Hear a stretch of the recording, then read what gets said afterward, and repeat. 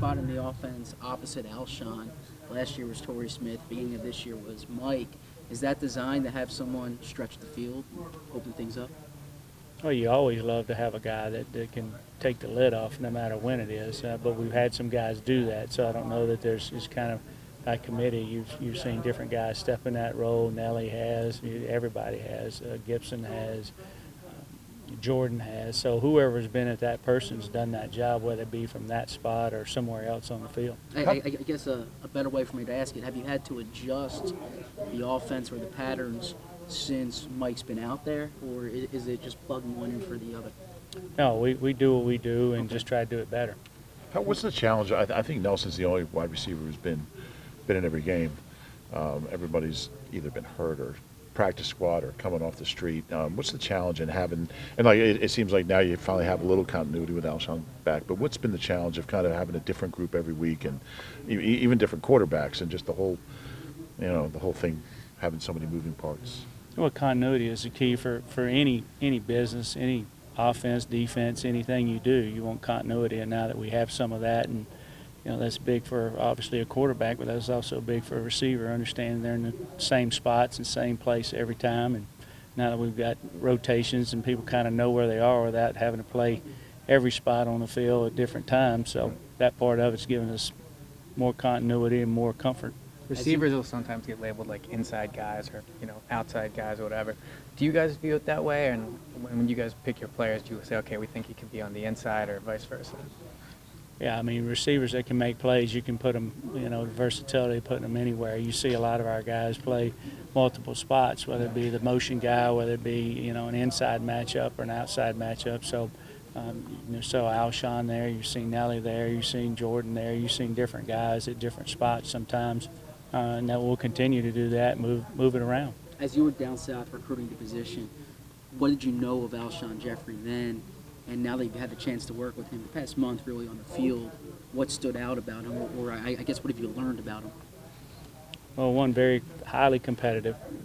He's very passionate, and when he makes a play, he wants to make it better.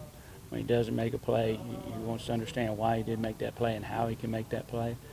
He's just an opposing figure that carries himself very well on and off the field. He's really good on the sideline and in the meeting room with the guys. Is he someone you knew quite a bit about going back when he was a teenager? No, only through really the circuit a little bit and in the awards circuit and things of that nature, talking to guys and recruiting a little bit, but watch him on tape and you'd hear about him because he was close by to us and had a great reputation and was pretty special on tape. When it comes to Alshon and the back shoulder stuff, going back to Chicago and Cutler, he had that great connection, and now he's starting to get that with Carson. Is that just something because of his size and his ability to track the ball that he's just better than most? He is, and that's something that he's got a special talent for, and the more opportunities he get, of course, he'll get better and better as they get their timing together.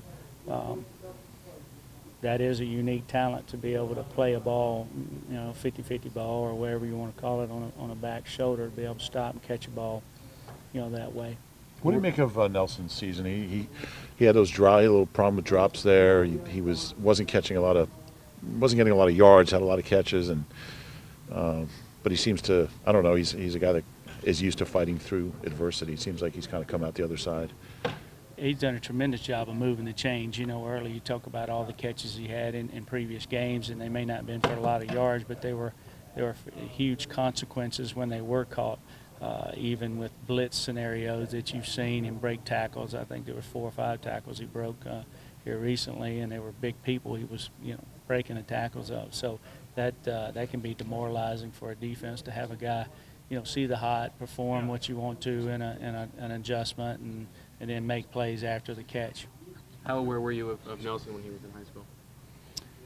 Very aware. I went to his school, knew where he went to school, and he had narrowed his list down pretty quick at that particular point. But I used to kid him because that was at school I was at. That was the colors of the exact same colors that we wore, so it was kind of unusual at that time. And he didn't consider you?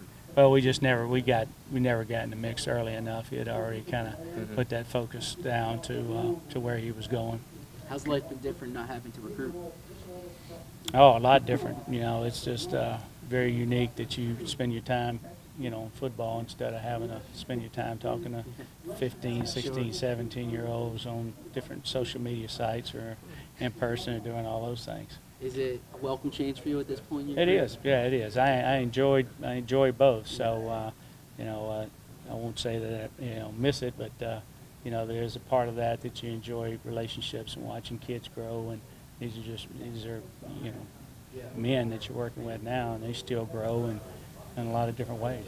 Gunter, you were probably asked already about Sheldon, but what does he need to do to get on the field more? I mean, what's the next step in his development? Well, Sheldon's a very viable candidate for getting the deep threat, and he's done that. He's such a tremendous asset on the field for us and special teams also, and he's getting a ton of snaps there.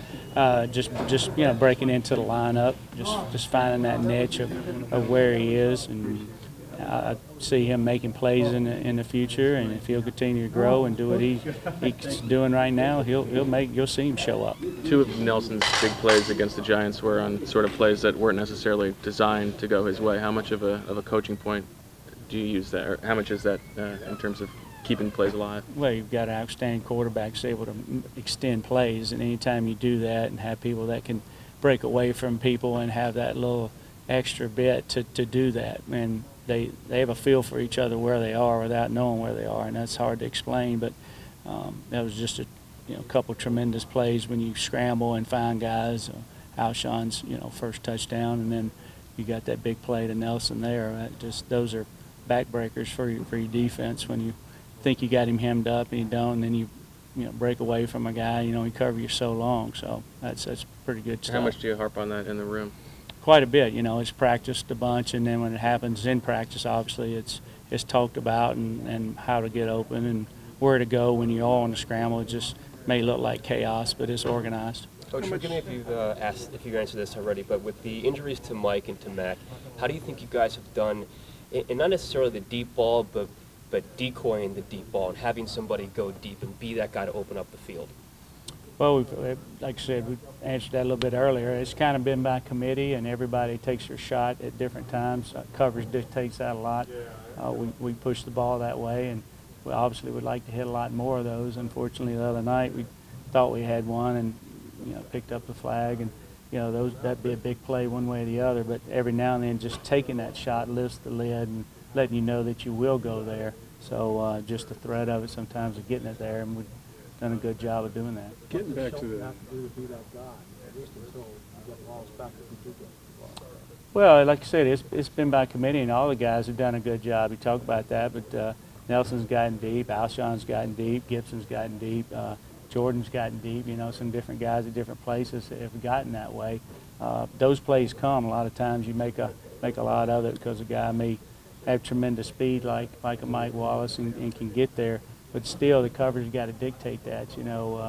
Playing even in early games, if they keep backing up on you, you can't get it. You want an opportunity maybe where they will play lower on you, and you do get the ball in behind them, like we've been able to do. Getting back to the scramble drill catches, how important is the chemistry and the familiarity between your receivers and Carson, and the year that Alshon and Nelson have played with him, and how much that's helped? Oh, it's helped quite a bit. Obviously, anytime you got knowing where the guy's going to go when you don't necessarily see him or have that confidence to put that ball in there like you did with Alshon, that first one, or even Nelson knowing where he's going to turn up. That's what I'm saying. Some of that is obviously talked about, practiced, discussed, but when the levee breaks, you still got to have a semblance of confidence in your guy to put it up there and know that he'll come down with it. What have you learned about Doug in your time with him that makes him unique? I think the relationship he has in fairness with his players, his communication skills are tremendous, but the ability to deal with a lot of different people from a lot of different backgrounds on various levels, and that includes coaching staff, players, support staff, that very honest and upfront, but has got a great delivery, and you understand what needs to get done and how it needs to get done.